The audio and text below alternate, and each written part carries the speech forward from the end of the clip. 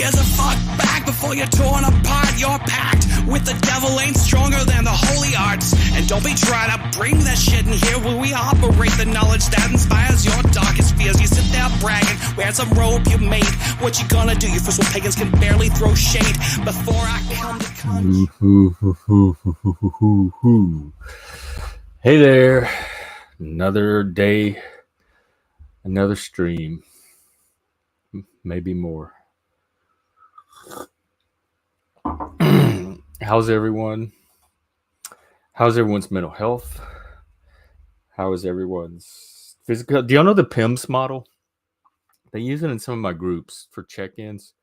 It's physical, emotional, mental, and spiritual. So sometimes when people check in, they'll say how they're doing physically, emotionally, mentally, and spiritually. And it's called PIMS, P-E-M-S. Like today, physically, I'm fine. It's a nice day. It looks like we're getting our spring. I got my coffee I'm sipping on. I'm relaxed. I don't have any stress happening right now. I had a meal earlier. Emotionally, I'm okay. I have an appointment. I have a little bit of stuff going on in my life, kind of like Chris.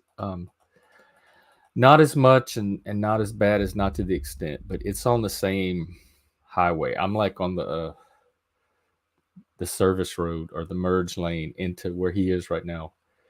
And so I wouldn't say I'm stressed over it, but I'm not as relaxed as I would be if I didn't have that coming around the corner. And so that plays on me a little bit emotionally, and I guess mentally too, like in the back of my mind. But I'm also taking steps to address it. And so I can only stream for a few hours today. I have an appointment in a few hours. And so like emotionally and mentally, I'm kind of thinking about that and preparing for that too in my head. And then spiritually, which would be Mr. Satan, my daddy Satan. Spiritually, I'm okay.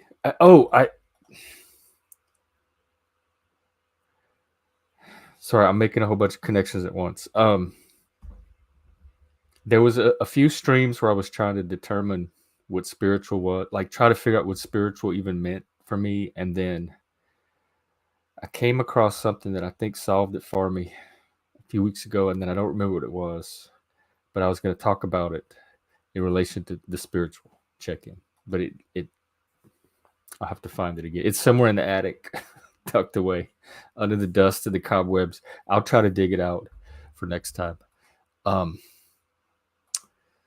Spiritually, I'm where I've always been, or where I've been for a while. Spiritual to me is more like long-term. So it's not something that fluctuates on a day-to-day basis.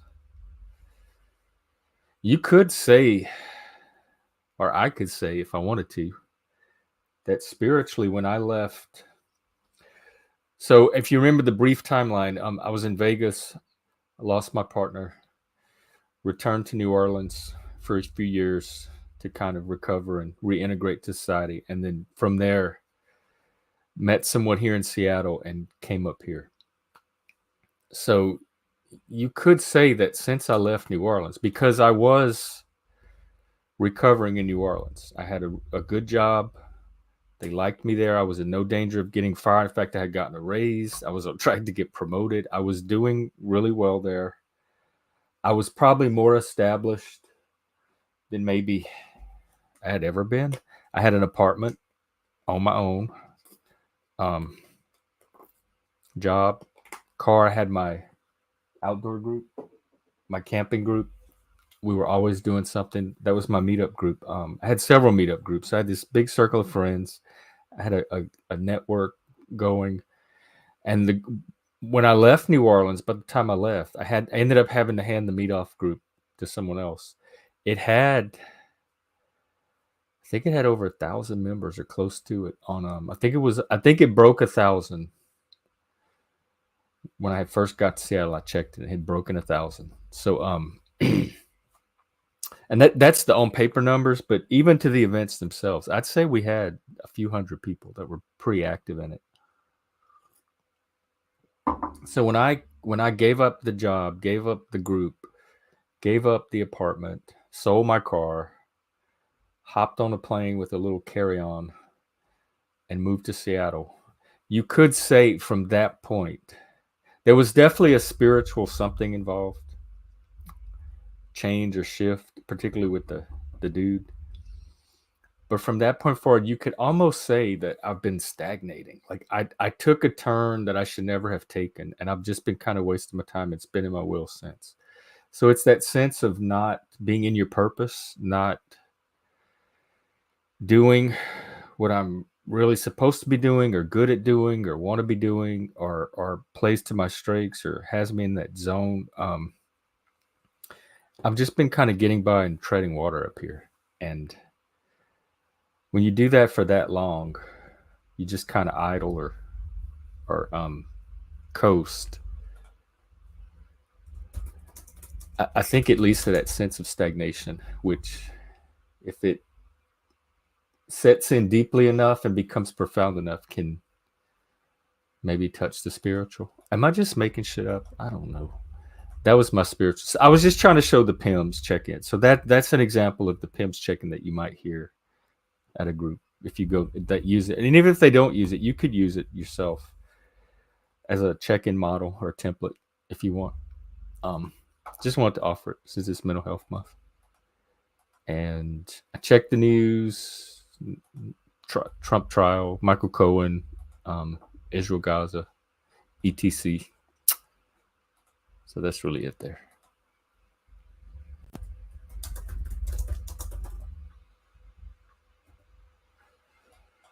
All right. And then Twitter, I don't think I have anything. Let's double check. Oh, it is. Okay. Yeah. This is what I want to talk about. I'm kind of tweaking the show just a little bit, trying to get it a little bit more consistent. And so I think what I'm going to do, especially during Mental Health Month, I think I'm going to take topics from you guys, the audience, the viewers. So if you want to leave me comments with topics, if you want to put them in the chat, if you want to email them to me, send them on Twitter, however, Discord. It doesn't matter where they come from. I can collect them in my brain and organize them. So if you want to send me topics, I will start addressing, like taking, 15 or 20 minutes at the beginning of the stream to address topics that viewers want to hear from instead of me trying to come up with topics. I want it to be things that I want it to be community driven and things that you actually want to talk about.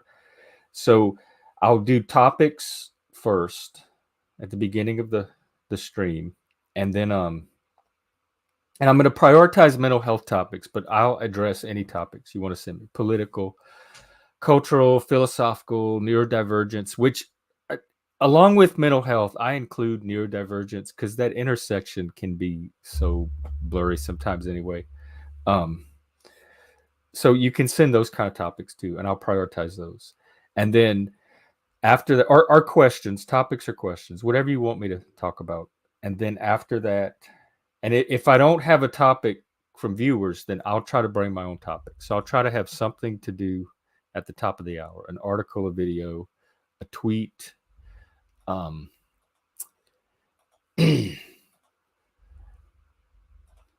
hang on one second.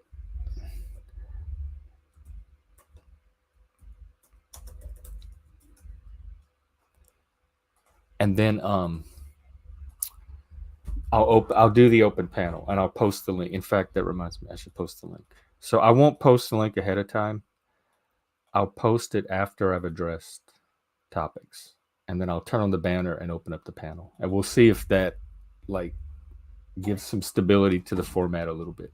So let me go ahead and post the link now. I did have one topic. Oh, I did post it. Okay. I did have one topic I was supposed to go over next week. Let me look it up. It's that identity formation model. And it's something that was introduced into the gifted community, but it can be used for any community. Let me it's not really they used to have a little chart, but it looks like they don't have the chart anymore, but it really, I can just explain it. It's not a very visual model. Basically there's what's called, so when identity is forming, whether it's gifted identity, gender identity, sexual orientation, oh,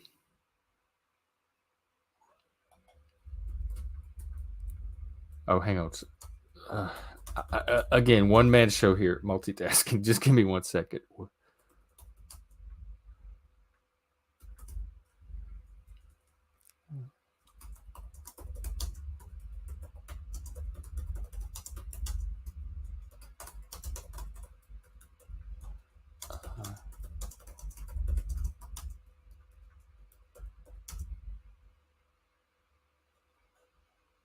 All right.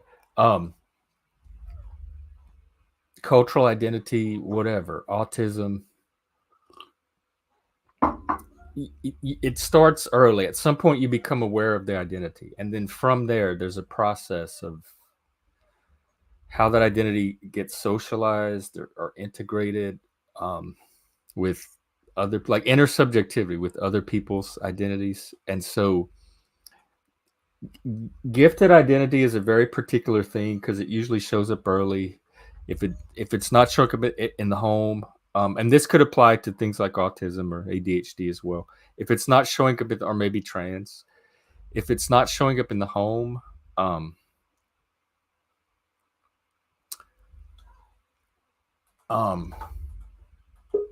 hang on 1 second. If it's not showing up in the home, then they usually catch it in the school. If it's like observable enough, if it's, hang on, I really have to get my focus here today. There's like 5 things going on behind the scenes. Okay. Identity formation. And so this is a little model that helps.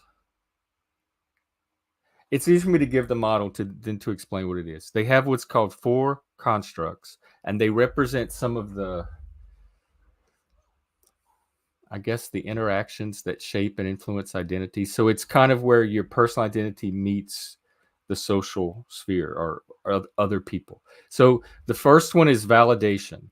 And I'm going to use the example of giftedness or let's use autism to just show that it works with another type of identity. So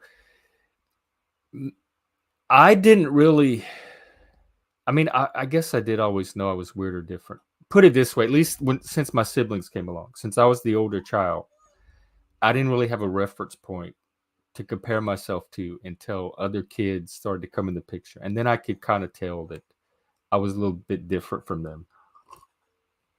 So I imagine with an autistic person, or let's say whatever identity, at some point you become aware that there's something about you that's not everybody around you has. And the first important thing to happen is that it get validated. So validation just means that there's verification that it exists, either through yourself or others. It doesn't mean the person affirms it, approves it. It just means that it's recognized and acknowledged. So getting an autism diagnosis would validate an autism identity, but also self-diagnosis is just as valid in many, many communities. Especially now that we're in that kind of transition phase where it wasn't really a thing, and now it's coming on everybody's screens and radars for now. And so like in a few generations, it's going to be probably very normal and easily identified. And so that validation is going to be there more than it is now. So just it is a thing. It is real. For me, the validation came. I always knew I was weird and different, but I had the giftedness as the explanation for it. But even among gifted people, there was something about me that was still a little bit off, weird and different. We read the teacher note the other day about me being half retarded, and I didn't know what that was. I didn't have anybody to come in and say that that's this thing called autism or in my case, at that time, it would have been PDD-NOS, which is pervasive developmental disorder not otherwise specified, which was this catch-all category. If you weren't like strictly Asperger's or classical autism, you fell into one of these other categories. And PDD-NOS was kind of this. If you didn't fit into any of the other specific categories, you were classified under PDD-NOS, which is kind of a cluster of symptoms that kind of a bucket they use to explain all the other constellations that weren't explained by one of the more formal diagnoses. And so I didn't have anybody to come and explain that to me or tell me. And then in my adulthood, I always had a reputation for being quirky and eccentric and different. But again, that was just part of. I was living in Vegas for a lot of it. Vegas is a eccentric, quirky town. I fit right in. I didn't stand out like different than anybody else, really. I thought some of it was just being from Louisiana. Some of it was just like I didn't have a concept of neurodivergence at the time. I taught special ed. I worked with kids with ADHD, autism, etc. But they were specific things, and they were related to learning and education. I never made the connection that they applied to me, although I was really good at it. I was able to connect with these kids very easily in a way that the other teachers couldn't. And I knew exactly how to teach them and help them. It was so easy to be like, but none of that made me suspect that also applied to me. The first little clue came when I was part of that hiking camping group, and there was this girl in the group that was autistic or Asperger. It might have been still Asperger's at the time. And she was open about it. She talked about her diagnosis. And me and her became like best friends. And I was like 36 at the time. And we hung out together. We went hiking together. We camped together. She had a boyfriend, but I was like her gay best friend. And me and her were just like this. And we got along so well. We had so many things in common. I found out the girl was 21 years old. She had just like we had her birthday at one of the camps. She just turned 21, and it just made my head spin around 10 or 20 times. I could not believe I was getting along 36 years old with this 21-year-old girl. And everybody thought we made such a great friend couple. We were like the oddest couple together. And like anytime one of us was like, we were spoken of together, like, where's Jeff and so? Oh, where's I saw so and so. Have y'all talked to Jeff? We were always thought of as like together, and people always lumped us together. And it got to the point one day where she kept telling me how her parents wanted to meet me, or they were excited to meet me, or they were looking forward for a chance to meet me. And I'm thinking, oh, okay. Well, I mean, they obviously know we're not dating. She had a boyfriend. Maybe because we're just friends. Like I'm a friend she talks about a lot, and they like to meet her friends. She still lived at home. She was young, and they protected her like a daughter. Like maybe it's that. So one time we were in a parking lot somehow. Like we were all meeting in this parking lot to go camping, and her parents dropped her off, and they all got out of the car. They were excited that I was there, and they got to meet me, and they just kind of looked at me and met me and shook my hand and chit-chatted a little bit, but mainly they like just visually took me in. And I thought that was weird. And then I realized like a little bit later that they wanted to meet another person with autism. Like they had me associated with her because of the autism, and so did everybody else. But I was not picking up on that's the reason I got associated with this girl, was because people were recognizing that I had some of the same traits.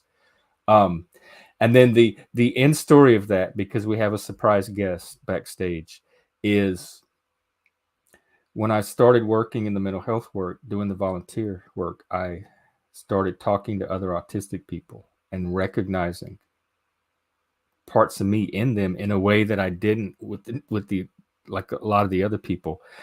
And I eventually started going to autism groups, and that's where I got my validation, was being like, when I was in a room full of other autistic people and half of them were rocking and fidgeting and stimming, and their brains didn't notice the same stuff that I didn't notice, so we had the same issues, and like that light bulb went off so bright, and I'm like, oh my God, how did anybody miss that this was my identity, or this was part of my, like, this was the category I was in.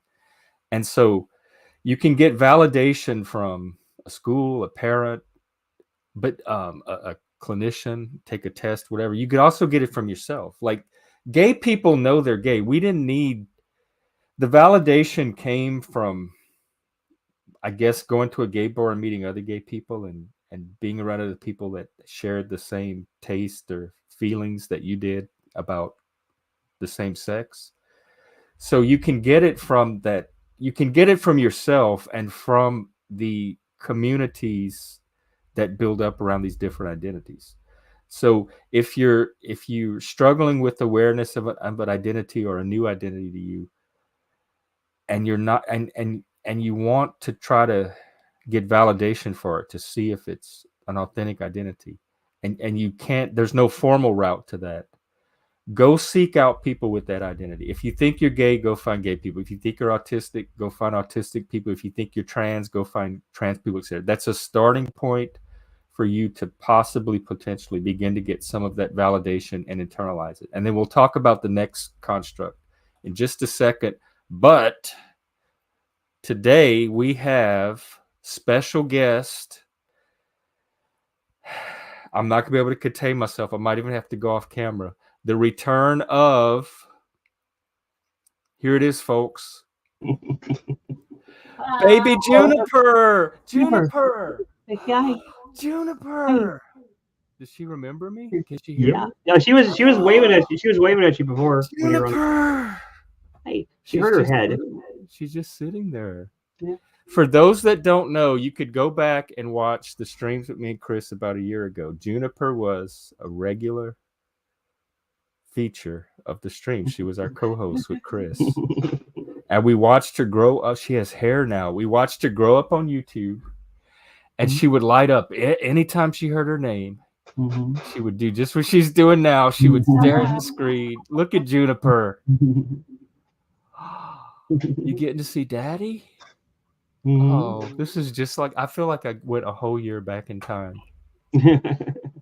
Wow.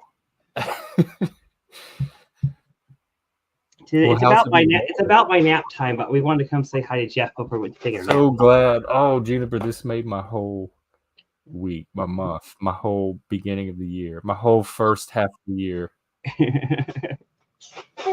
Well, bring yourself back up on camera so she can see you. She was waving at you before. When do we get to see her again for good? I mean, we're gonna try. If we're not taking her home tomorrow, it's just a matter of getting the fridge and then coming back and getting her. So it'll be within this week. She looks sad. Is it nap time? It's nap time. Yeah. Okay. She's not really sad though. She's just like what's going on? Like, why? She's like, there's Daddy here and there's Daddy on the screen. Oh, she was waving at you when you were on the camera, but she's not waving. See, look, say hi, Jeff. Hi, Juniper. Juniper, say hi. Hey. She's like, I kind of remember you. I kind of remember, don't you? Yeah, I remember. It might be the horns that are throwing you. Maybe Here, so. Let me take the horns off. See if. Don't make me say this. Take off his horns. Hey, no. I don't know. Maybe it's I'm getting a haircut later this week. Maybe that's it. Oh, Maybe fine. she's like a I don't know. Do their memories not? Do they not retain? She definitely remembers. I mean, she was waving before. She's just really tired. She's just like she's just about like ready to pass out. She was falling asleep We had in a the car. big day yesterday. We went and saw Clover in a. Well, not yesterday. SpongeBob. That was the day before. Yeah. Hmm. Is that Juniper. Juniper. There she goes. Like, I don't know what to do. She's like, I This is don't. good for my mental health. This is Hi. She said, hey. what's on her neck? Oh, her pacifier. Oh, okay. I thought it was a leash. He just clips onto her shirt so she doesn't lose it. Yeah. Hi. Hey, Make- Juniper. She's excited. She's dancing. She is bigger. I see that she's grown. Oh yeah, she has. They She's grow got so more fast. hair. She can say more words. She can walk and run too.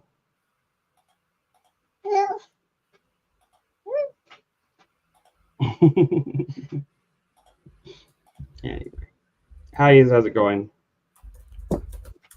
Oh, pretty good. Oh yeah, I have another announcement. There's a show called Baby Reindeer on Netflix. It's a series. It's like a black comedy or dark comedy. It's actually based on a true story, and it's about a female stalker from the fat community. And so we're gonna watch that. They're real short. They're like half an hour. It's only 7 episodes. And Midlife Bro Logic wants to do a discussion of it on his stream. So we're going to watch that on Discord at 7 p.m. tonight and at least start watching it and do a discussion of eventually later this week or next week. So that's happening today. Sounds good.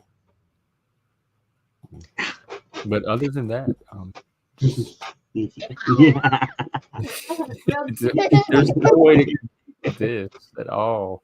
I'm so glad you're back. Who's that? How is your trip been so far? It's good. I mean, we're just hanging out with your baby and our When do y'all come back? in our other baby. Like probably tomorrow. Oh, okay. And then we'll, like I said, we're working on trying to get a refrigerator thing figured out. So like once we get the refrigerator thing figured out, then we can get the we can bring her back. Just like it's hard to keep food for her when we don't have a refrigerator. So Yeah. say hi.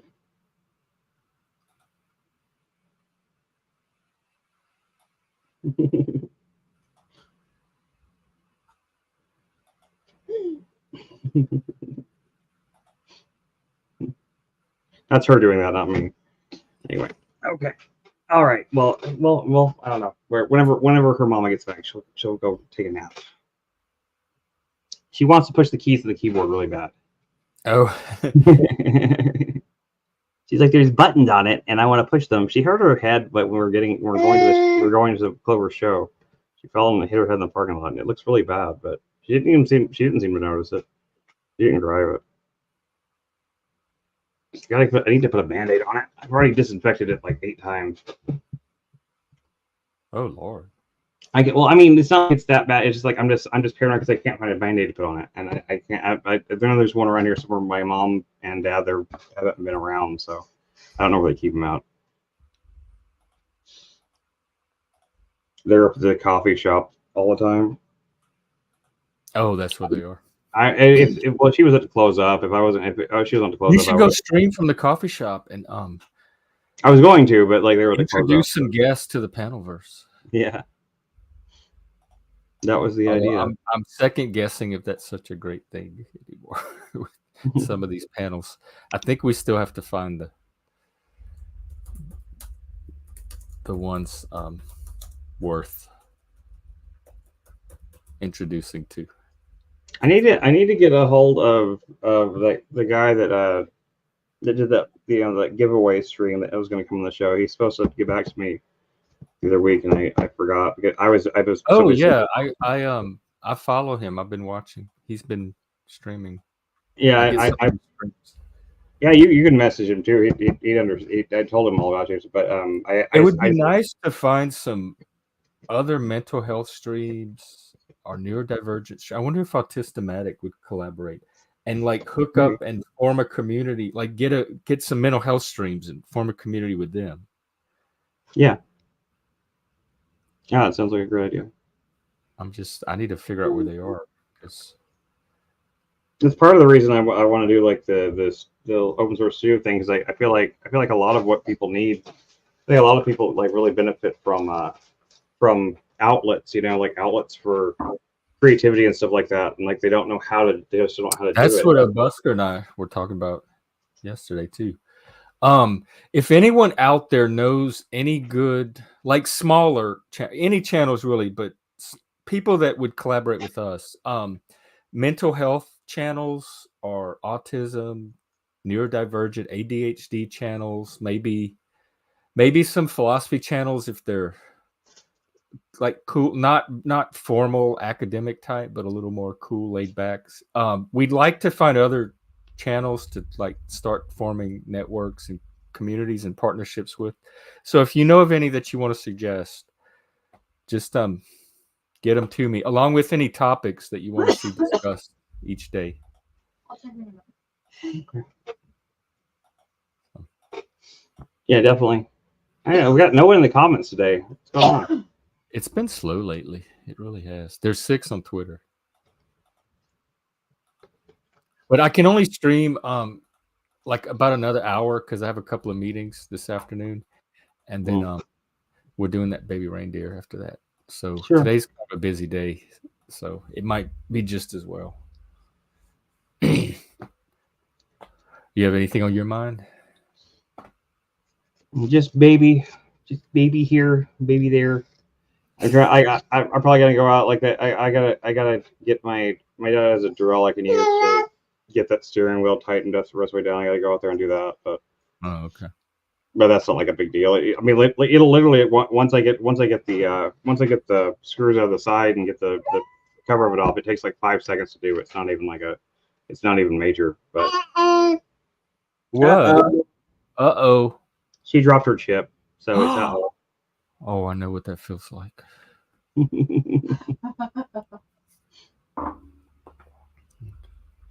It's probably not just the horn. She doesn't like hats being on me either. She tries to take my hat off all the time. What?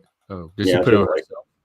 No, she doesn't want to put it on herself. She doesn't want the hat on her. She just doesn't want me to wear the hat.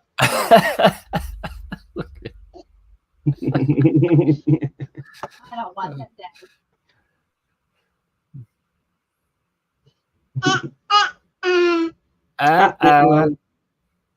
down. Juniper.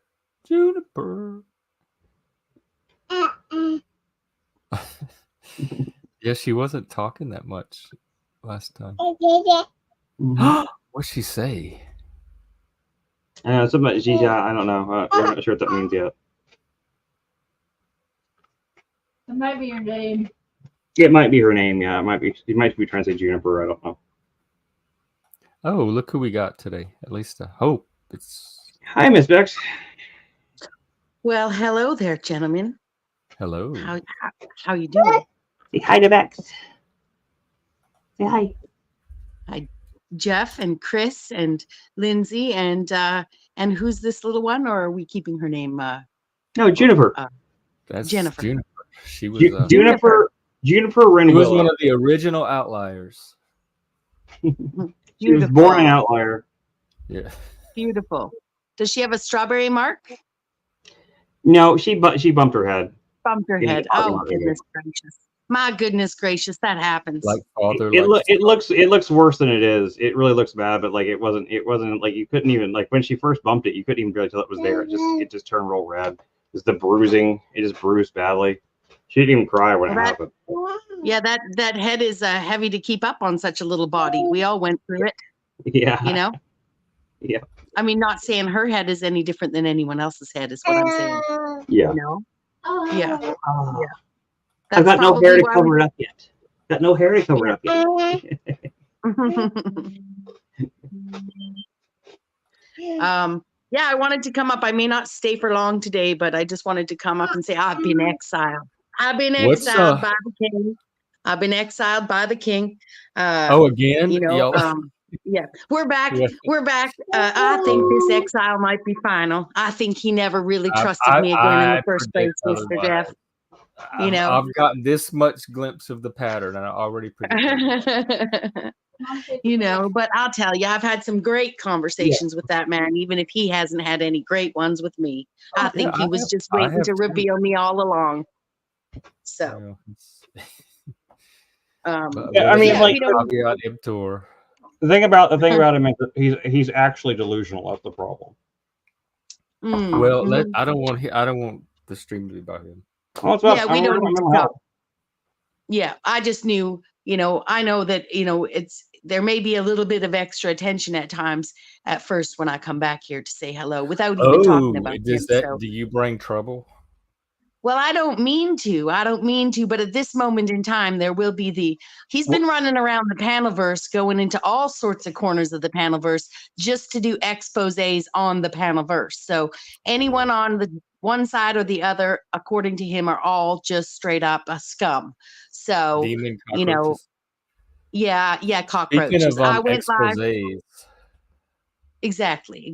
I went live yesterday, and he came on as a character and played some drama, and then left and came back as himself.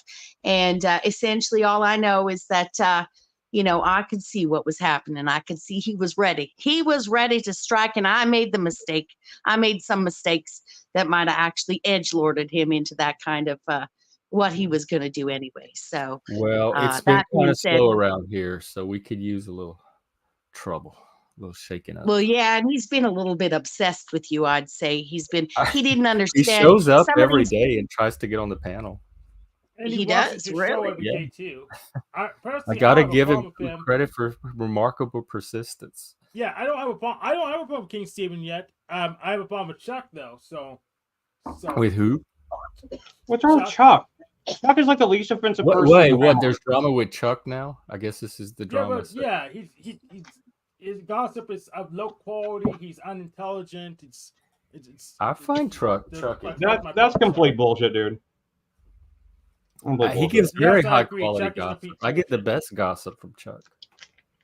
And he's extremely intelligent. Yeah, he has like a rednecky kind of voice or whatever. But that dude's worked for like he's done jobs that I can't even imagine doing. Like, I mean, like way higher level shit than I've even considered. Like he's really a very smart person.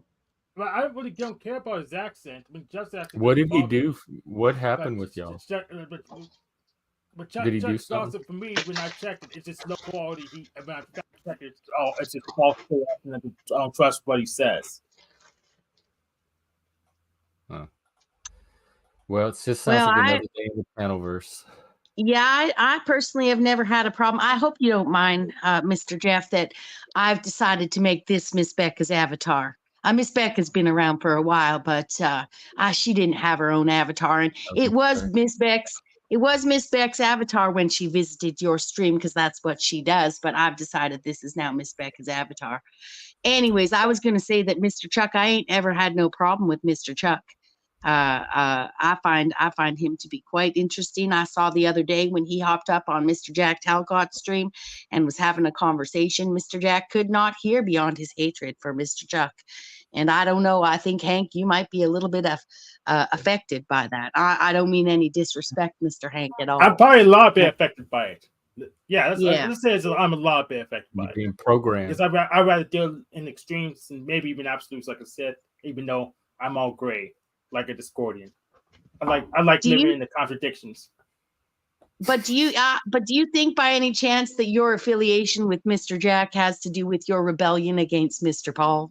Oh, absolutely. Well, I would say like a good 40% or so, because Paul's obsessed with Jack Talcott, him failing, and I actually don't have a problem with Jack Talcott's goals, even if they are unachievable. Having him in the government slowing them down for some leverage, I could support that just on principle, just on convenience sake. So yeah, it does. my fault. So I am helping Jack Talcott because Paul likes to bring hot and cold with Jack, and I just want to frustrate Paul by just well, Jack can lean on me instead of going to Paul for stuff. Now Jack's an annoyance to Paul, and Paul needs to take Jack back somehow. But now that's why I have made this sign for Mother's Day for Paul. Oh wait, what? Let me hang on. Let me feature it. But I mean no disrespect to you, Mr. Hank, as a strong man, and I'm just but a woman, the weaker side of things. And maybe I have been influenced, but I find it really interesting to discuss these optics with you, considering I don't know if you guys know, but Zero, the name Zero actually comes from way back in season 2 of the Bex Factor, when in fact I got culted up. And that's my cult member number, just so you know. So I don't show it very often. It's not actually my avatar. It's Miss Bex. Miss Bex used to be Ms. Bex, but she's been learning from the men of the Panelverse what feminism is and how much it's been destructive to her gender. So she has adopted the new what is it called? It's not a pronoun, it's title. Adopted the new title, just like myself, Miss Becca. Now Ms. Bex is Miss Becca. Miss Bex, but she actually has this. She don't show it very often because it really upsets people. But as a matter of fact, that's one of her avatars. She actually also has. I'll just show you this one too. This one really upsets the Panelverse quite a bit. So but I'm willing. I don't think I could be convinced of the obsession going from Mr. Paul to Mr. Jack. I think it's the other way around. But that's the beauty of optics and having independent will and all. Although I will admit I'm merely but a weak woman who actually may be influenced by the whole extra testosterone and manly nature of Mr. Paul Unslaved versus the slight pussy optics. No offense to Mr. Jack, 'cause I actually really respect him too. My point being, maybe I've spoken too much. I probably should just No, keep talking. Well, I can talk. I can take a turn. So here's the way I see it. Like Paul says, he wants me out of his life, but he defines it as me not having an opinion on him unless it's positive.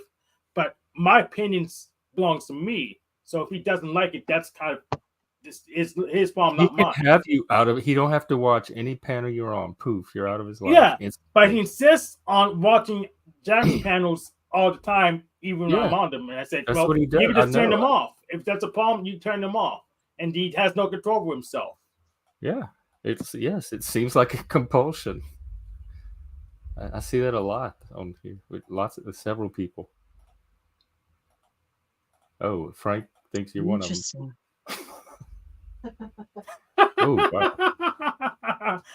Yeah, we're watching. It's called Baby Reindeer. It's a Netflix series. It's British, and it's based on a true story about this stalker lady from the fat community. And Midbro Life Logic wants to do a stream discussion on it, so we're gonna watch it tonight at 7 p.m. Central.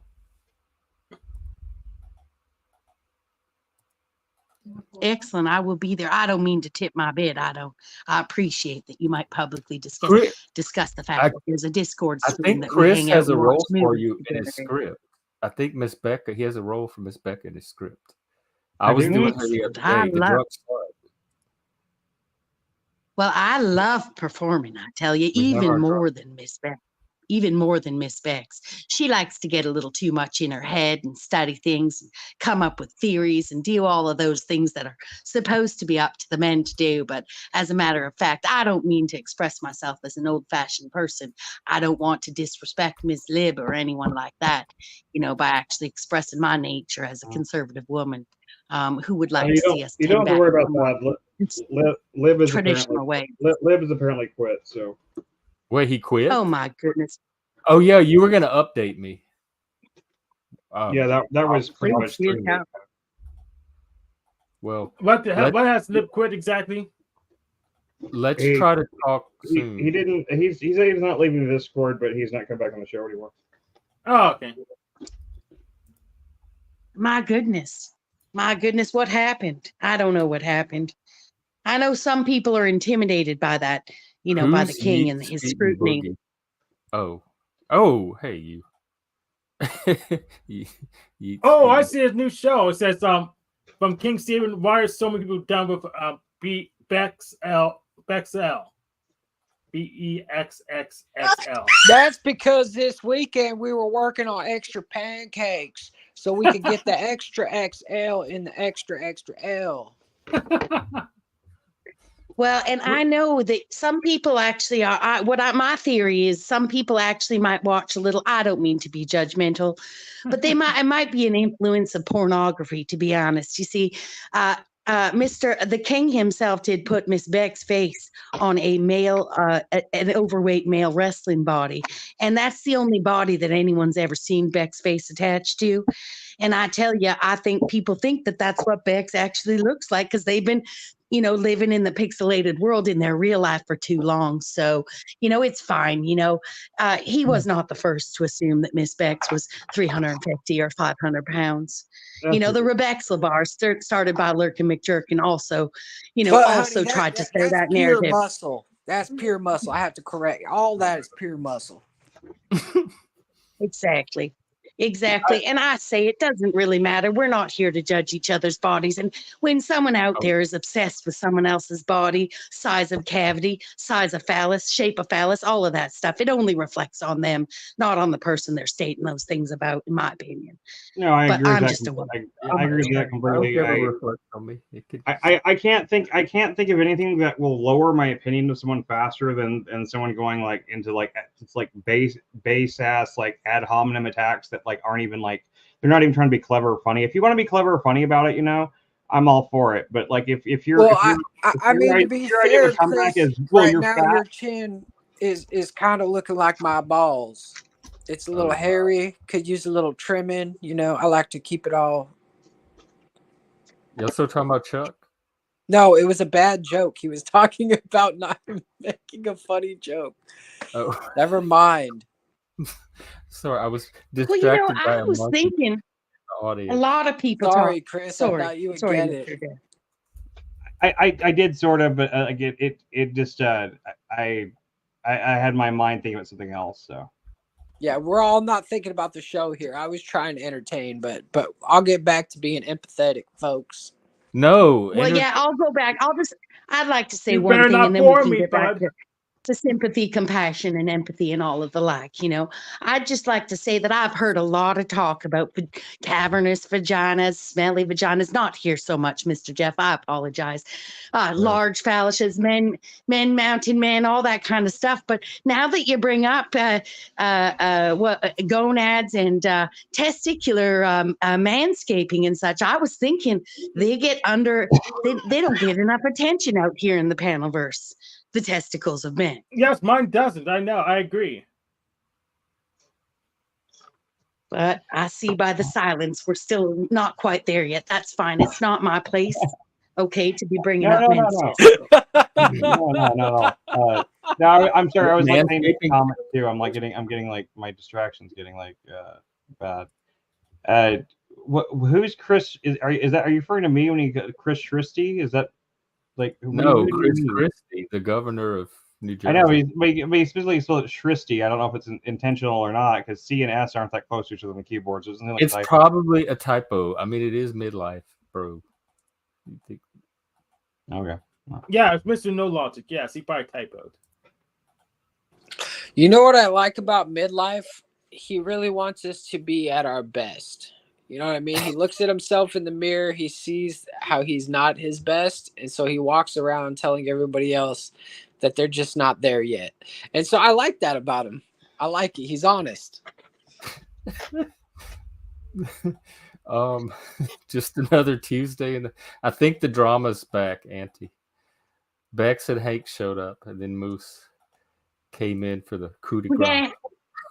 Exactly. And I was thinking that, we got to make sure that kingdom over there and their desire to use their alleged cursor magic, that's what they call it when they make videos and circle around things. Cursor magic. I got the Lord of Darkness himself on my side. I'm not worried about their magic. Well, Yeah, I I know, mean, and yeah. I know. I've got the powers of 80s Nickelodeon TV shows on my side. I so. got the power of Jesus Christ on my side. God We is my covered. Lord and Savior. And I'm the prophet of Discordia, shall so trespass against me. so he just needs to do better. And I'm we also got Pamela's chickens. emperor, so he works for me What's her technically. name, Miss? Eris? Yeah, no, yeah, me and Eris are tight. We're like those, you know. Yeah. So pretty much he has to make a deal with me just to get his magic to even activate. So you come on, Steve. You gotta talk to me. I mean, she you know, I held on to the golden apple for her all the time. Like, you know, whenever she's like, you know, she feels threatened or something, I keep my safe. So that's a Discordian joke. Never mind. It's not even. I got it. Eris, the goddess. She's the one that threw the golden apple for the three No, gods. her father threw the golden apple, and it was between her and her sister to catch it. It's a whole thing. But the Aphrodite and Athena and was it Artemis? Yes. Fought Yeah. over the apple, and they were gonna have. Was that when Helen? They were gonna. Yep. See who the most beautiful woman was. Yeah. Who the most fairest? And it turned out to be Helen of Troy. Yeah. And they started fighting among themselves. Yeah, which is why you should just invite her. So she won't make trouble. Like, yeah. I've known a few apple throwers myself. and I think she's an artist like we are, so she knows how to make trouble quickly. Who's this we're talking about? Eris, Discordia, whatever you want to call her. Okay. I Is think this she's some- autistic. Is this a Because, pixelated Discord. person in Discord? No, I the see. gods of the concept of Discord. I No, think she's the autistic. goddess Eris of the goddess of Discord from Greek. Yeah, mythology. Discordia. God. Discordia The is an Discordian artist. religion You can is tell I said that. inspired by. Excellent. I was wondering what was the name of that movie Miss Bex watched with you guys one of the first times where it was about that TV show, that talk show, expose. Satan. Late Night with the Devil. Yes, that Late Night with the Devil. I'll tell you, Mr. Jeff, when you came out the next day and we're talking like in a parody form about making deals with the devil and all that jazz, I know it's your faith and all, but I also know you were leaning into character there, you know, and No, it's I unfortunate. will make a with a demon to grow the stream. I totally will. Anybody know? I mean, you don't believe in demons, so that'd be kind of hard for you to make a deal with one. Oh, We'll just build our own demons. We don't believe in, we'll just make our own. like construct a demon instead of summon one. Yes. That's a thought, and then make a Right. pact. That's novel. That is novel. That's just what they call chaos magic. You don't really want to mess with chaos magic. Of course I do. Well, I That's am a what the bad artist fairy teaches. too, so.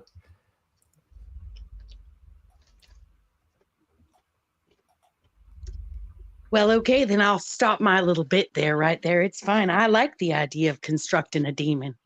I say, I don't know. Is this a thought experiment we want to expand on right now, or You don't have to. You don't have to know, construct a like- demon. You can They construct an need higher quality demons. You could just construct an egregore, a spiritual machine to do your bidding. Yeah, And we'll call it a demon afterwards. you can call it a demon. I mean, the term demon, they come from the same root. Yeah, Since demon. I'm the only one on the other side, am I supposed to like talk you guys out of this? Yes, please talk me out of it. No, because Well, I'm kind of intrigued at what happens after the demon comes. You know, like does It's the not demon really- just okay, be your I get friend? laid. We have other ideas on how to grow a stream. I'm all ears. You know the term in a computer what a daemon is, right? Yes, a service. And the term demon comes from that. It literally means it's a servant. It's not meant to be. It's just an incorrectly used term.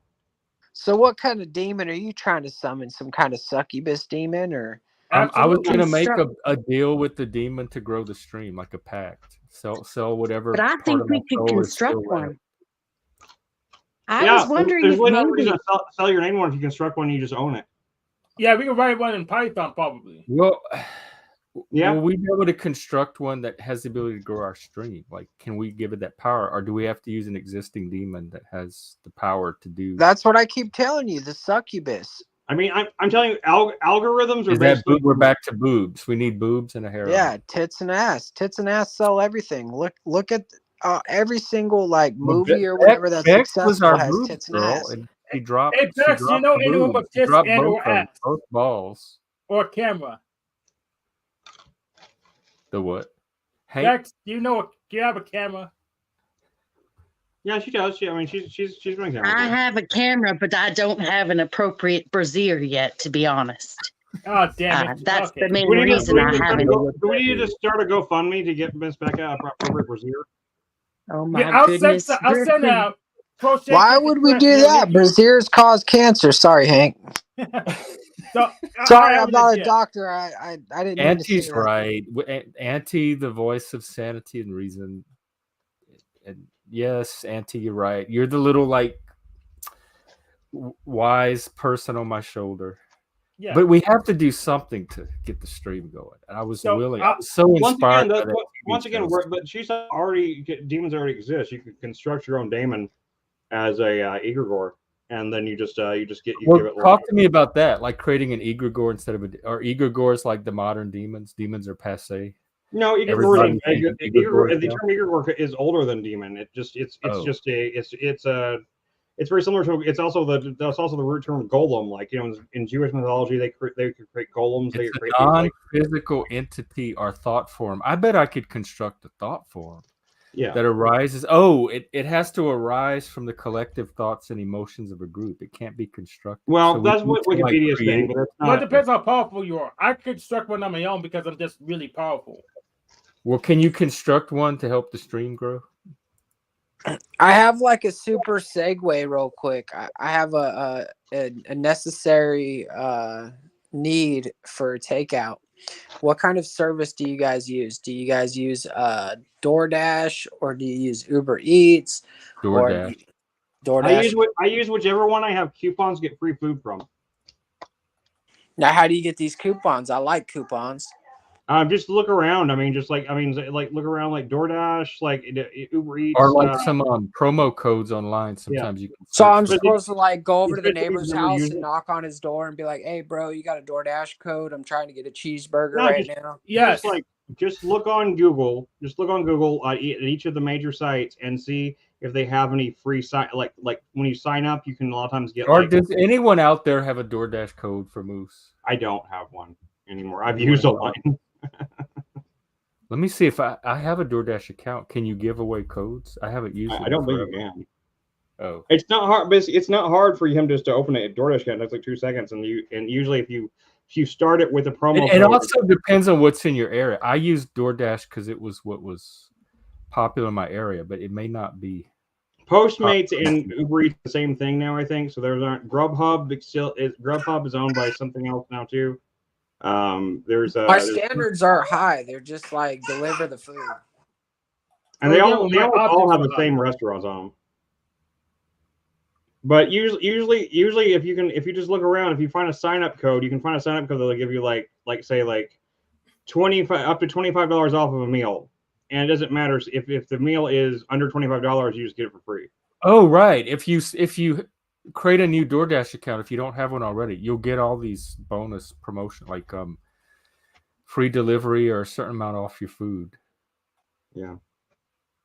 You guys are awesome. I appreciate all the life tips. And now I'm going to go DoorDash and I'll be right back.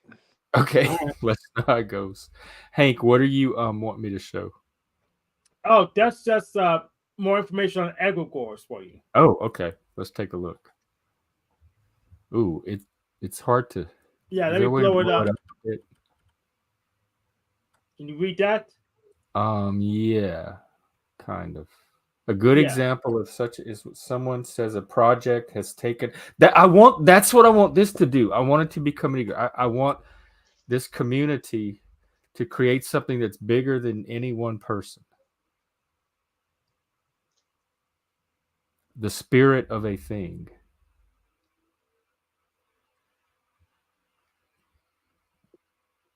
Yeah, I like that's what we are. Isn't this what we're trying to create? Yeah, Correct. that's exactly it. That's why I said it. Yeah, so you got sigil, servitor, Igor, godform. Yeah, like that's actually pretty. This reminds me of like the text that used to be. There used to be a website that was for like what they call technomancy. Techno magicians, like they would use electronic coding. They would mix coding with like sigils and stuff like that, and like encode actual like Python and JavaScript into sigils that you could like run on a site or something like that supposedly would like could help generate egregores and whatever. And it was a very interesting concept that I was fascinated from a fictional perspective. And we have to charge the sigil. How do we find out what sigil to charge? Well, you got to create it first. I used to know all that from my ceremonial magic. It's better if you create your own sigil. If you use somebody else's sigil, you're gonna you kind of owe them. But then there's a whole art of creating sigils. I remember. Pay a gas fee if you get a sigil out the market. Yeah. So you just make your own, then you don't have to pay a gas fee. Yeah, pretty much. Yeah, that's basically how it works. Yeah. All right. Well, if anybody use somebody else's sigil, we'll substitute that for Pact with the Demon. We'll try sigil. But if someone else just made a pretty like a really strong egregore, it may be easier just to borrow power from them and pay the gas fee because you get. I thought. Do you have to have the sigil to create the egregore, or can you create it without the sigil? Well, you can create without the sigil, but you have to have an idea of it. So I do. So you can use an image instead of a sigil. Okay.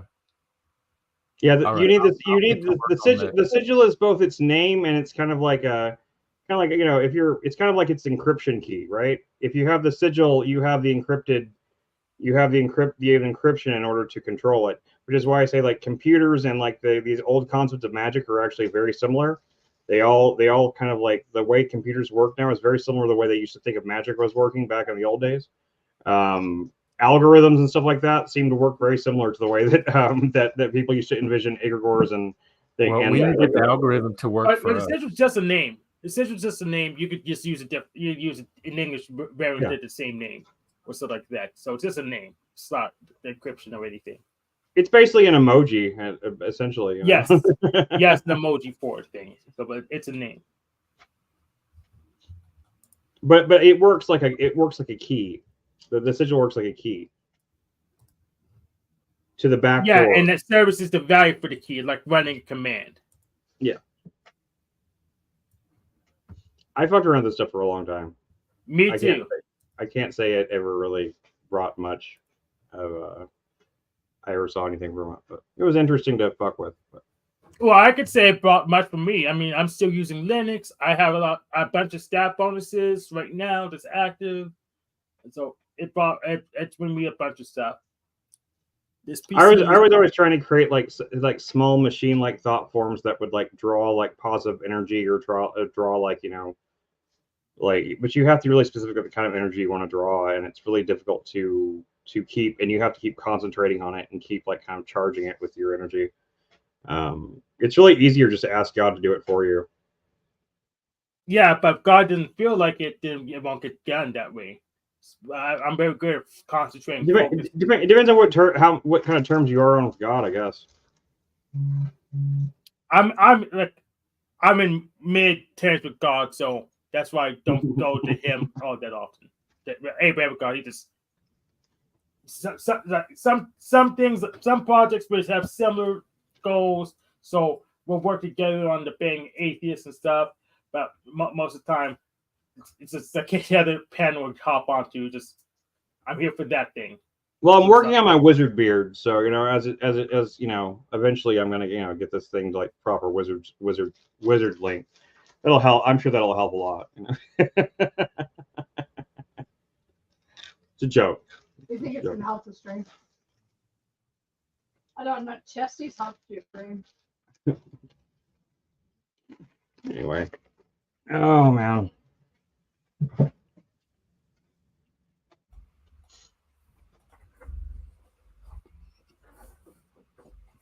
I swear I feel eternally tired the last few days. I'm just Aren't you Did you proud get- of it for getting the car back? Do what? Oh, Lindsay said, "Aren't you proud of me for getting the car back together?" Did you get some sleep last night?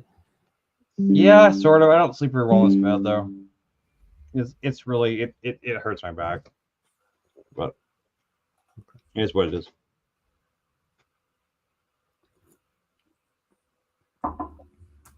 But Well- Jeff, you can get that link from the private chat. So you could, Yeah, I bookmarked it. excellent. I'll see if I can get Maybe you can ask Sane for Creation Demon just to get you started. Ask who? The chat GPT, whatever you use, you can ask them Oh, for. that's a No. great idea. The AI. Yeah. I'll get the AI to help me create a sigil and an egregore.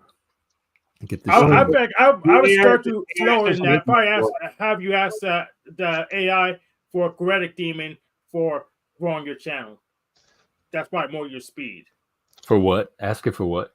A demon from the Croatia. That's probably more your speed to start out with. Oh, Croatia. do they have stream Right. growing demons in the the Goetia? Yeah, Gersha? yeah, They do? yes. Oh, I'm all on it then. Wow, they have everything in there.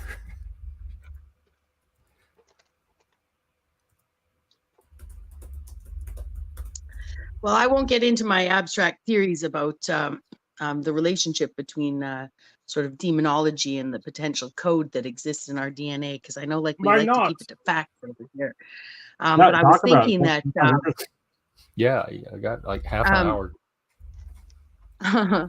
Well, I'd love to actually talk about it sometime, but I've had little sleep the last couple nights, and not a cop out. What I wanted to say though was, like, I was wondering if, as we were talking about creating our own demon and sigil to sort of help boost the channel, and thinking about the king's theory that we're in a hell realm and how he might judge that, but he thinks that humans are being recycled and degraded in this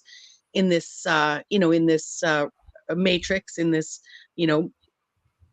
debaucherous place.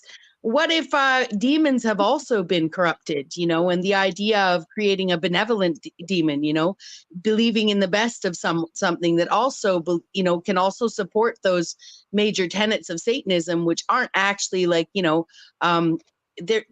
Satanism isn't something that's out there preaching like to consume adrenochrome, or all of those matches, from what I understand, have been made. The major tenets of Satanism actually just have people have vilified hedonism to be something that's extreme, and I guess what I'm trying to say is maybe we just need to believe in better demons, like have some Yeah, I can faith see some in stuff the in creation here, of like a benevolent demon, like a The demon first that thing- still holds on.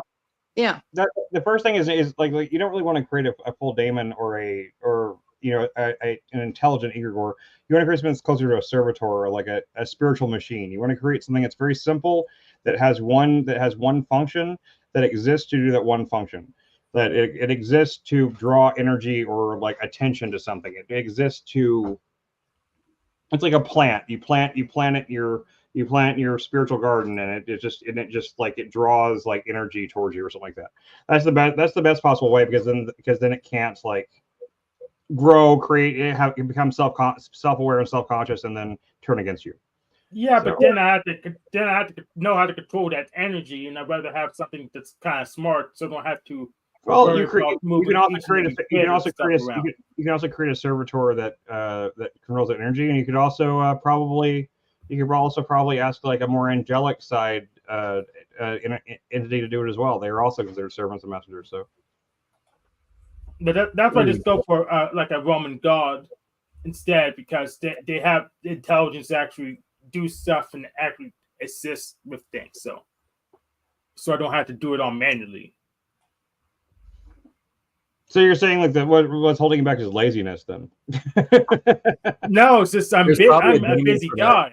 I have a job. I go to a bunch of different panels. I still need to maybe start a business. So I'm a busy guy. So I want to automate. I want to have less things to think about. No, I know. I get that. I was joking when I said lazy. I wasn't serious. Well, I was serious. Well, here, I'm serious about my laziness, Chris. Yeah, like- I am too. I was just making a. You can still make jokes though, even if you're serious about it. I want to have more time to be lazy. listen to this. Listen to this. Sorry, I didn't mean to interrupt. But I like to go to the 1828 dictionary sometimes and look up words, right? The angel, usually pronounced angel probably, but most anonymously Latin angelus, a messenger to tell or announce. So the first definition is literally a messenger, one employed to communicate news or information from one person to another at a distance, but appropriately. So technically, technology and how we use it could have been, we could use that definition from 1828, that it's literally a messenger, one employed to communicate news. The second one is a spirit or a spiritual intelligent being employed by God to communicate his will to man. Hence, angels are ministers of God and ministering spirits, right? And then listen to this. In a bad sense, an angel is an evil spirit, as the angel of the bottomless pit. Christ, the mediator, head of the church, a minister of gospel, who is an ambassador of God, any being whose God employs to execute his judgment, and in the style of love, a very beautiful person, right? Interesting, because there's a lot to that. I was just going to look up demon and see what it says about a demon. So a demon is a spirit or immaterial being holding a middle place between men and the celestial deities of the pagans. The ancients believed that there were good and evil demons which had influence over the minds of men, and that these beings carried on an intercourse between men and gods, conveying the addresses of men to the gods and divine benefits to men. Hence, demons became the objects of worship. It was supposed that also that human spirits, after their departure from the body, became demons, and that the souls of virtuous men, if highly purified, were exalted from demons into gods. The demons of the New Testament were supposed to be spiritual beings which vexed and tormented men. And in general, the word in modern use signifies an evil spirit or genius, which influences the conduct or directs the fortunes of mankind. Sorry, I didn't read that as clearly as I can, but even when you look at, and that these beings carried on an intercourse between man and gods, if there was ever a time of technology that we're just not aware of, and sometimes I think, I look at the world and sometimes I think there was, mostly because some of these, well, I won't get into why, but I would say that, if that statement without technology was, or if you couldn't explain to people in a post-technological world after something major had happened to cause a catastrophe, to not have the electric ability we have now to communicate with one another, then the Book of Enoch could be translated quite differently, because they say that angels, these beings from the sky came down and into the daughters of man and bred with them and stuff. But intercourse is actually, it's like dialogue, right? That's what that is. That's why sexual intercourse is called what it is, because it's a communication between the bodies, without words. We just don't use the word intercourse for anything but sex anymore. We use discourse for discordic. Exactly. We're all having intercourse right now, like some sort of verbal orgy. I know. So, I think, if you look back to the demon being a rebranded angel, and people just casting judgment on each other's behaviors, what one deems, good or bad, there's some there's some basic human nature on the planet that I have never seen. I haven't studied Satanism at all, not that much, but I'm pretty sure it's not like, doesn't have the opposite 10 commandments. It's not preaching to harm children, to that it's okay to take the life of another, right? Absolutely. What did you say, Jeff? I said that's the queer Yeah, theorist. so it's the queer theorist is preaching to harm children.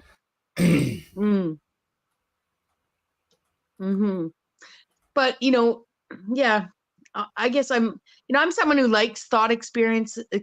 I like to think, outside the box. I like to posit things. And I find the more resistance you have to some ideas, the more you can see the program running. And I don't mean the programmed program. People would say, oh, well, it's God's program. Oh, it's the media has programmed us. No, I'm just saying that general sense of collective consciousness that we hold to be truth in reality, that we understand to be fact. And, in computers, a daemon running is simply a sub program running, right? Like it's just it's a behind the scenes optimization or data collection or, things that we don't need to see. Pardon me? It's a servitor, a controller, an automator. It automates. Exactly. Yeah, and then one could say a virus. Yeah, a virus would be what someone would, if in the analogy, a virus is a bad demon, right? Like a virus is something that's gone in and infected the computer in a way that it's suboptimal or it's doing nefarious gain to someone else, right? Like for someone's, greedy or data collection or just so you can sell an antivirus program, Yeah. So, in computer language, a virus would be, if a demon is the good guy, subprogram running, then a virus is the angel, right? So I do think that we are, when in biologic, we reduced ourselves to biology and chemistry, leaving out the metaphysics of of humanity, right? That there's some aspect of light source and code within us, that operates us. It's what runs the body. It's what, yeah. So I don't know. Like I said, I'm a little sleep deprived, but I do see these things. So when people say they're demonically possessed, it's not it's an idea. It's holding it's incongruent belief systems. It's holding on to a set of information that's resistant to the natural state and stuff, so that when people are out there, if you can say someone is behaving poorly, let's say someone out on the street is slashing everybody who walks by with a knife, and we're like, whoa, my goodness, that person must have a demon in them. Like clearly that takes away the idea of free will. You don't get to have free will and claim that some outside entity is making you do these things. Now, if we look at it in terms of like, say, mental health or, see the DNA of someone as some sort of medical programming that's running naturally and something's counterintuitive to that can be helped by chemistry or by conversation, now we're back to sort of reordering a disordered code, so I think there's a lot more likeness in these. I think it's not just an analogy. I think that it is, we're biological, we're some sort of biochemical electrical being in addition to our physicality. And I'm not necessarily talking about that spirit outside the body, because I don't know if a spirit without a body can be autonomous, right? I don't know if a spirit without a mind can think for itself. I don't, I don't purport that. I don't have any experience of that. And I like to stand on what's observably true to myself, not to dialogue too much there. I hope I tie things together. It sounds very similar to like how a lot of David Lynch's like kind of weirder theories that come through in Twin Peaks and stuff. A lot of us do like electricity. It's even like it's even explicitly said it's at many points, like in the Black Lodge and stuff, and some of the Black Lodge characters like will say things like electricity, and there's also all these shots that focus on like power lines and stuff like that. And that's just art. I don't think David Lynch is putting forth the theory of the universe. Oh, have you heard him talk about it? Have you guys? No, but I'm saying Twin Peaks is a work of art. I wouldn't go to Twin Peaks for commentary on scientific reality just because David put electricity in it. Not in a literal sense, but a lot of the things that are in Twin Peaks and a lot of his works are actual things he believes in, though. He talks about it. Well, that is independent of and irrelevant to Twin Peaks as a work of art. Because with David Lynch, like I can watch the entire series and not know what David Lynch believes and still have my own experience of it and come away with my own thoughts. Of course, anybody can. It's kind of like the death of the author conversation we have. The individual opinions of the authors are not really relevant to the work itself once it's created, put out into the world. They're just one more critic of that work, but they don't have any special authority over it than anyone else does. Have Which you is guys heard of magnetosomes? I think you're the one that told us about it like a while back. Yeah. Now I'm sounding like Caged Reality, bringing it back to magnetosomes, and the idea that there's some sort of crystalline substance in our brain, a metallic crystalline substance in our brain that allows us to receive and transmit at least consciousness between us, on some front. So I think, I think that, I don't necessarily think that there's, I'm with Jeff on the idea that these people presenting something as art are not necessarily intentionally truth dropping to, create some sort of contract with humanity so that they can continue to usurp our collective consciousness in some way. That's what I was saying. Pardon? That's not what I was saying. No, I didn't necessarily say you were. I'm not as familiar with David Lynch's work. Pardon? I'm just making sure it was clear that that's not what I meant. That I didn't mean anything that he was doing something like that. No, and I appreciate the correction because I wasn't trying to imply that that's what you were saying. I just know that sometimes, when people start talking about videos or these artistic pieces, there's a lot of people I was more speaking to the audience the audience member that might be listening in the future that's like, well, David Lynch has some truth to what he's saying because we have contracts with these evil entities that they can't actually loose our energy, unless they tell us the truth or something.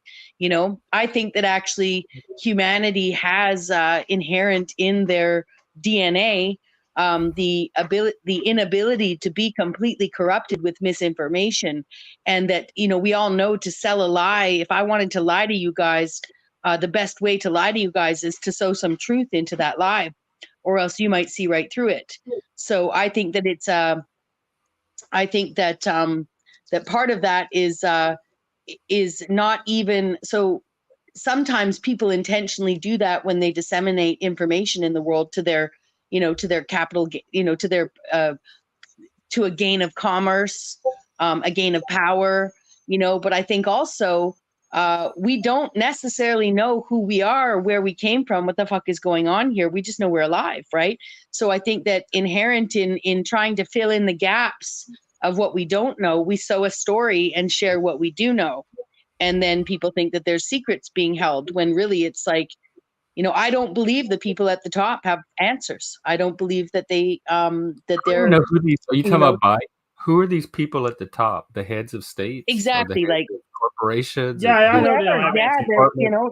However high up you want to go. And I know to a certain amount of answers because otherwise they would just put them to work. But when we listen to them talk, they just got lucky, or they did find a glitch in the system and it got patched by now. Well, and sometimes parents keep secrets from children so to not worry them. And I'm not saying that these that's necessarily that people at the top or live longer or some sort of parental like that. And what I mean by people at the top is just people in positions of power in known governmental structures, right?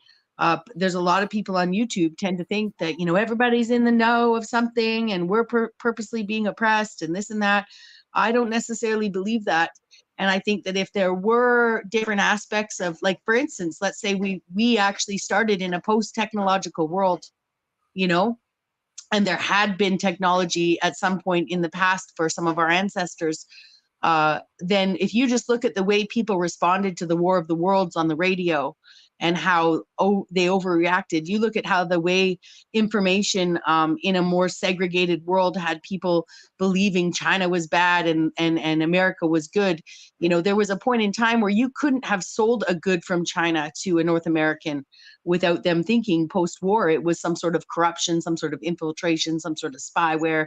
And we're still on that trajectory now. Like, I don't believe that, anyone, and maybe I'm incorrect on this, but I just don't believe in vilifying other nations. I think we saw in 2020 an opportunity to see how the whole world is actually treated relatively equally. and is in the same boat together. And yeah, so I just think there's just a lot to unpack when it comes down to commonly held truths, different power structures, and how those commonly held understandings and what we theorize becomes what we think is fact. People, physically- individuals are responsible for exactly. what they do with the information that they take in and how they put that together as truth. They need to be accountable for that. And these systems of power you're talking about, these positions of power in the modern world, almost every single one of them comes along with systems of accountability as well. I don't know of anyone that just has absolute power to go in a position and do whatever they want.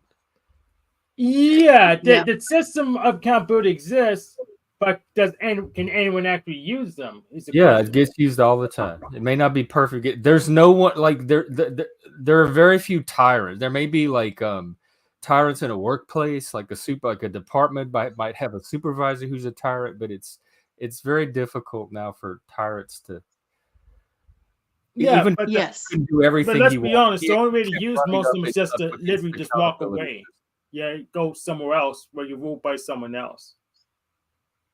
Well, and what I sort of see to tie you back have to to what just we quit. were talking. Jeff, your option is just quitting and pick a new boss. That's literally what most people's options are. Yeah. And if you wanted to change things, it has everything to do with what you were saying. Because I just said I don't know what it has to do. So if you know, you have knowledge that I don't have. So please share that with me, because I can't connect it to anything I was saying. Yes. So if most of the time someone's ruled by a tyrant, it's either at work or you have a parent that's a tyrant. So if it's at work, it could be any. You could use the HR if it exists, but you're pretty much your nuclear options literally just to quit and get another job somewhere else, but you had to work for someone else. Yeah, see, I wasn't talking about what to do about a tyrant. I was just saying they exist. So that's why I didn't make the connection, because your thing was more what to do if you're working under a tyrant, and that wasn't what I was talking about. Yeah. Well, you said about what you do, what the repercussions, what can you do to control the tyrant, and that's pretty much your option. No, I didn't say. I was just saying they're out there. I wasn't concerned about what to do about them. I was making the point that they're more rare than people seem to think. Like the fear of tyrants is more of an archaic fear than a modern fear, or should be. Yeah. And I think the modern form is the centralization of power, and I think even that is not as pressing a fear as it seems to be for a lot of people.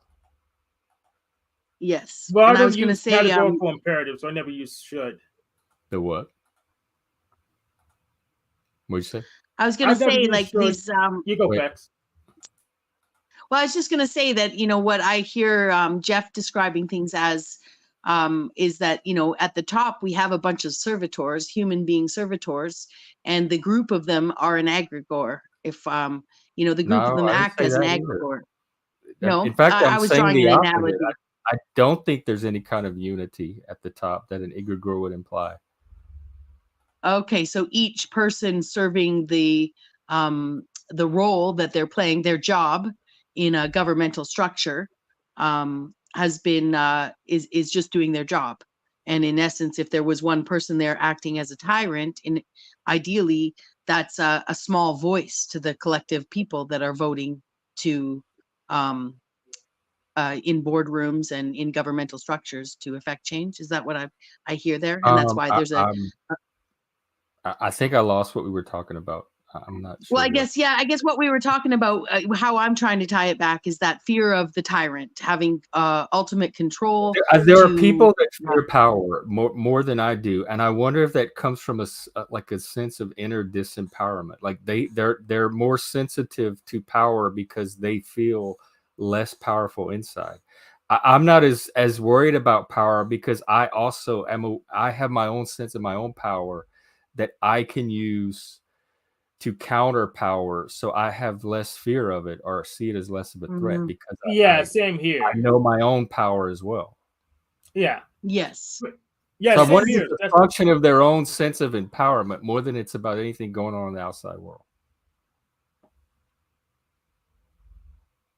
And that's Like, why I'm they not can afraid of being vilify. banned from a panel. Yeah, I'm not afraid of being banned from a panel because I can always respond if I really run into, because I could just replay the thing back unless they removed it. And if they removed the thing, well, they just took out their own voice. So I win either way. I hear what you're saying. So would you say that people that vilify the organized, structure of the world, which we depend on for trade, we depend on it for our food, we depend on it for so much, right? And it really does benefit There's the any lives of many structure that people would on this make them planet. happy. Pardon me? I think it would vilify any structure. I don't think there's any structure that would make them happy. That's why I don't take them seriously. I agree. Yeah, and then they sow these ideas that or it has been stated that to be famous you have to be a member of a family, to be in charge you have to be a member of a family, you have to, do you think that represents the Funny. the I know plenty the- of people charged that are not famous and members of families. Most people, in fact. exactly. And I don't know. No one yeah, told me that growing up. Yeah, that's why I'm always debating these conspiracy theories about what the OTO is doing. And I mean, my local one's doing pretty much nothing, which is why I'm a Unitarian Universalist. They say all the conspiracies, and they say, okay, can we confirm one of them? Do you have a phone number? What can we do? And they're just going on rumors Alex Jones made up 10 years ago.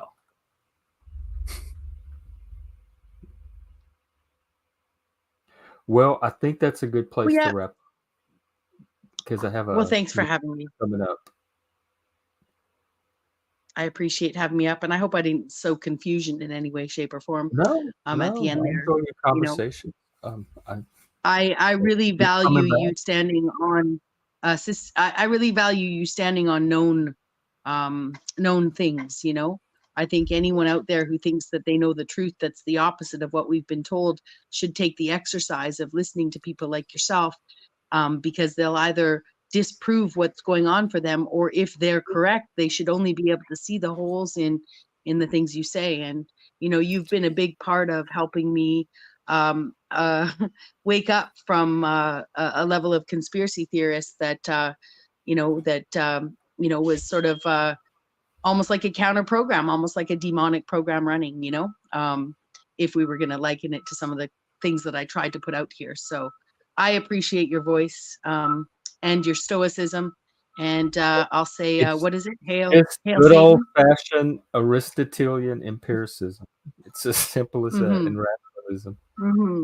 Like the Greek. Well, and I know it's very simple for you, but for many people out there, it's not.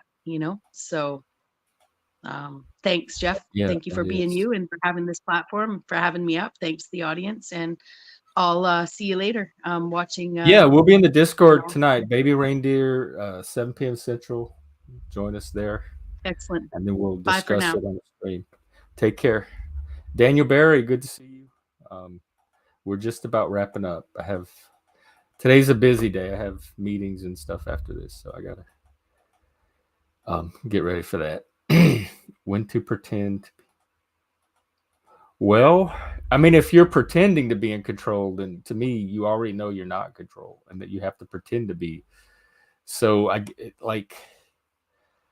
how do you know you're in control or not? Like, I think of a car. Most people know that, or I would hope that they know they're in control of that car at any given time. But if you fishtail, or what do you call it, peel out or something, and you lose that control for a second, I don't know if pretending to be in control helps. You're either in control or you're not. I think pretending to be in control is like when you're trying to that's true. It doesn't have two drivers. Like you're trying to make an impression on someone else and get them to believe you're more in control than you actually are. And that I could see, like, pretending to be in control. Like I guess sometimes in the classroom, I had to always at least give the impression that I was the one in control, even if sometimes the class might have seemed to be getting out of control. I couldn't be like, oh my God, the class is out of control, everybody stop. I had to at least pretend like I had some control over it or some way to gain control back, which I usually did. So that wasn't even really pretending. I guess that's a bad example. But it's a good question. Bad example, but a good question. Okay, I think I'm going to wrap it up. Once again, I'm going to start doing topics and questions at the beginning of each stream. So please feel free. You can put them in the chat, leave them in the comments, send them to me on Twitter at Gmail. The address is under my name, or in the Discord. And I'll start addressing viewer topics and questions, particularly related around mental health or neurodivergence. And then we'll do open panels after that. And might do a stream tonight. It depends on how this baby reindeer thing goes. If not, we'll be here tomorrow. And tomorrow's also Survivor night. So it's a big night for us here in this little corner of the Panelverse. Okay, take care, everyone. It was good being with you all. And we'll see you again.